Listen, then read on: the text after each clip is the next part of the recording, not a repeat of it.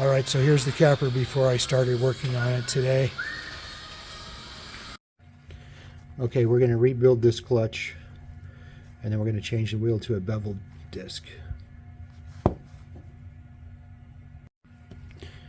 Here's all the old springs and the old discs.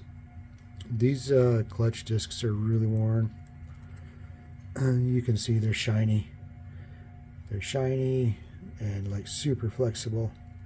The new ones are not like that at all. You can see that they're kind of springy and they have a texture to them. Yeah.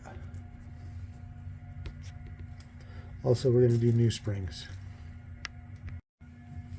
Okay, we got that all put back together with new springs, new slipper discs and pressure plates. We're going to go put that beveled wheel on, and hopefully we'll run better.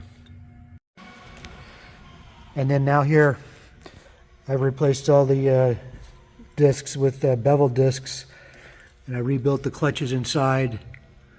We're going to be ready to go here.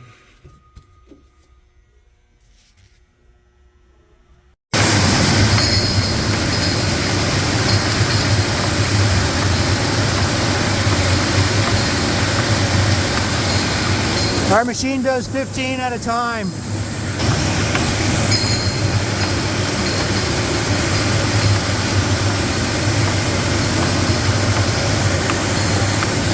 But I think I have my clutches too tight. I can stop them by hand, but they won't stop when the bottle comes through.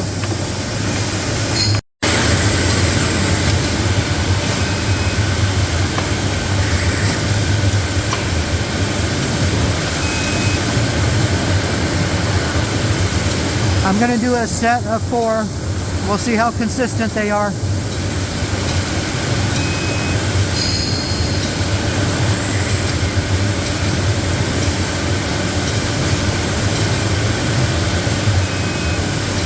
It's looking really good.